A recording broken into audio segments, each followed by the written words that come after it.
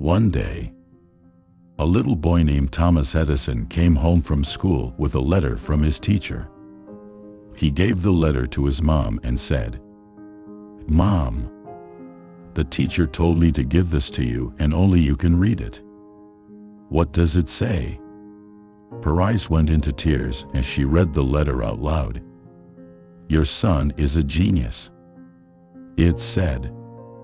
"The school is too small for him, and we do not have teachers fit enough to teach him. Please teach him yourself." His mother did just that until she got sick one day and passed away. Many years after she passed, Thomas Edison became one of the greatest inventors of the century. One day, he went through her stuff and found the old letter that the teacher had wrote to her. He opened it. The message on the letter said, "Your son is mentally deficient and we cannot let him attend our school anymore. He is hereby expelled." Edison became very emotional while reading this and later wrote in his diary, "Thomas A. Edison was a mentally deficient child whose mother turned him into a genius of the century." Words can be weapons that diminish and destroy, or they can be tools and instruments that create, encourage and uplift. As parents, we hold power. Exercise it correctly. A boy went to an old man and said to him, "What is the biggest lesson that life has taught you?" The old man paused for a moment and said, "I'm sorry, but I'm not in the mood to talk right now. I am deeply worried." The boy asked, "What's the matter, sir?" The old man responded, "My pregnant cow has been in labor for more than 20 hours. I'm afraid she could die as the pain is excruciating." The boy whistled. "You have to do something about it." The old man muttered, "I have no knowledge about things like this. I'm old and weak. I can't do anything to help. But maybe if we seek the opinions and advice of other people, we could save my poor cow from dying. Don't you think so?" The boy nodded his head.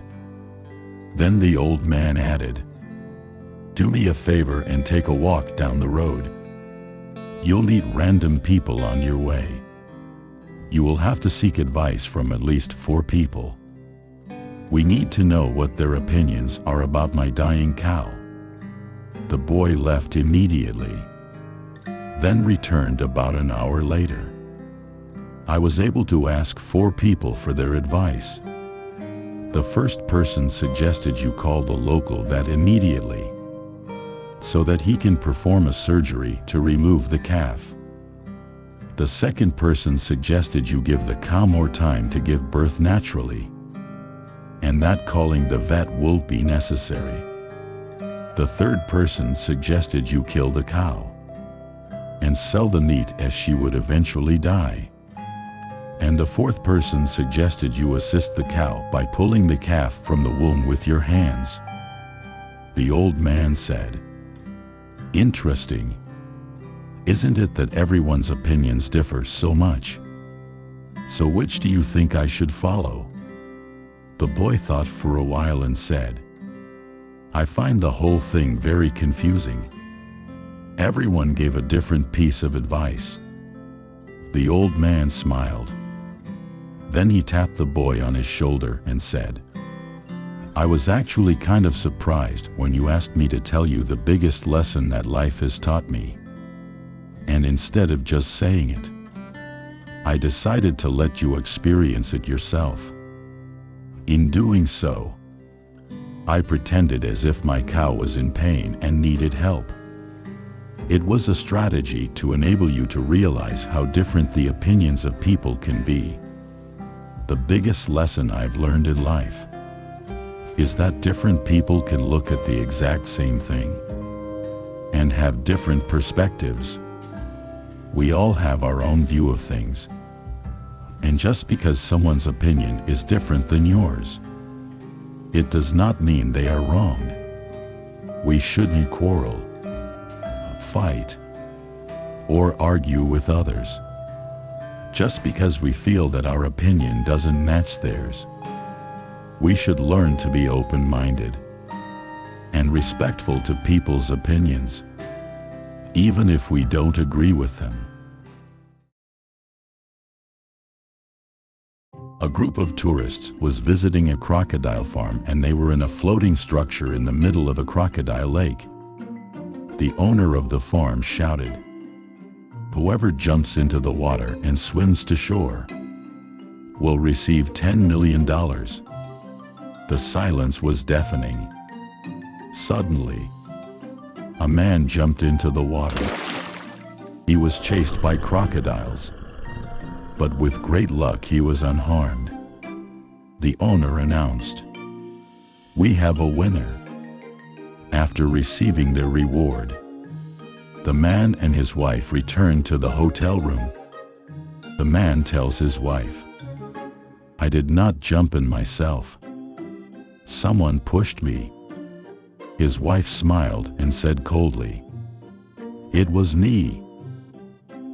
Moral of the story: behind every successful man, there is always a woman to give him a little push. A louse looking through a hole in the wall sees the farmer and his wife open a package. He was terrified to see that it was a mousetrap.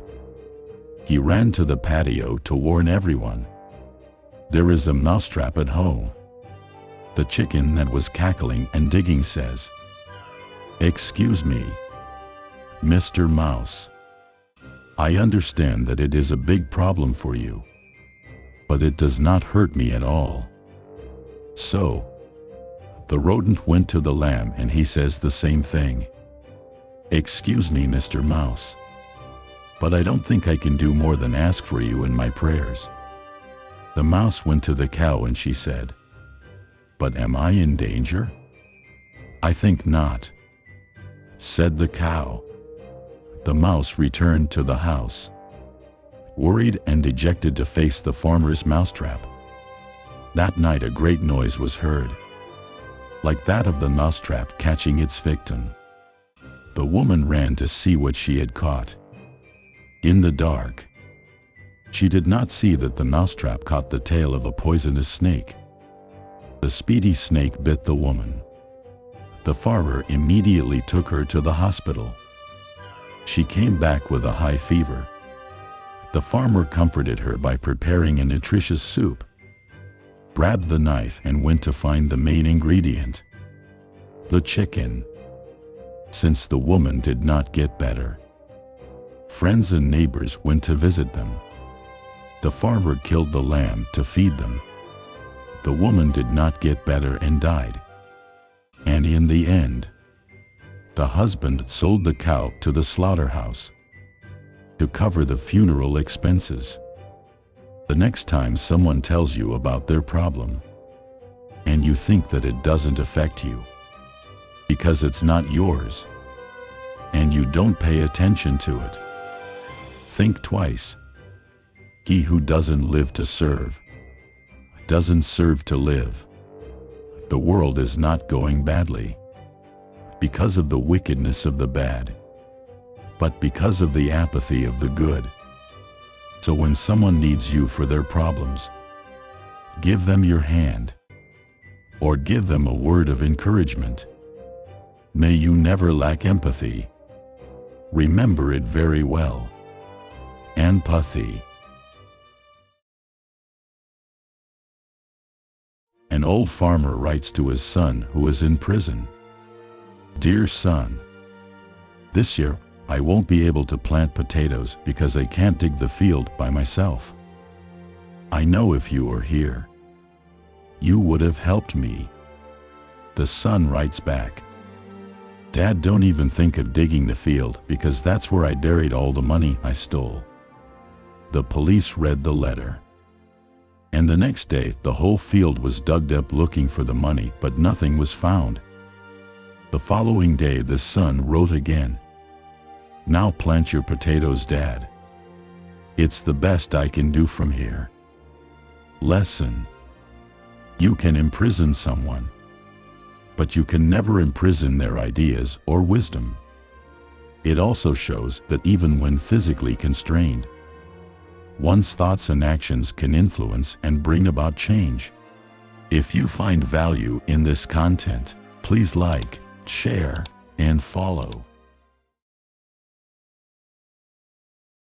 Once upon a time, in a small village, a boy was given the task of guarding the village's flock of sheep from wolves. One day, he grew bored and decided to play a prank on the villagers. He ran through the village shouting, "Wolf! Wolf! A wolf is attacking the sheep!" The villagers all ran out to see the wolf, but they found nothing. The boy laughed at them and went back to guarding the sheep. The next day, he played the same prank again. And once again, the villagers came running but found nothing. This went on for several days, and the villagers grew tired of the boy's pranks. One day, a real wolf attacked the village, and when the boy cried out for help, nobody believed him, thinking it was just another one of his pranks. The wolf killed many sheep, and the boy realized the consequences of his actions.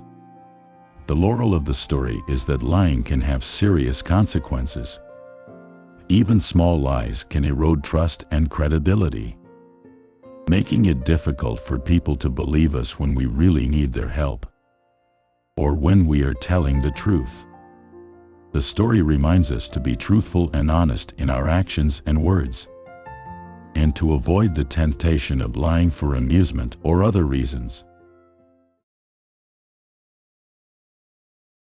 On a certain day, a young boy who sold sweetbread was having a really bad sales. He had walked several hours under the scorching heat of the sun without anyone stopping him to buy a bread. He became frustrated, exhausted, and angry. Then he said to himself, "I think I will take a little rest under a shade, and then I'll continue. I might get lucky and sell some bread." He deliberately tried to ignore the situation to keep his hopes up. As he wandered the streets, looking for a place to rest, an elderly woman stopped him.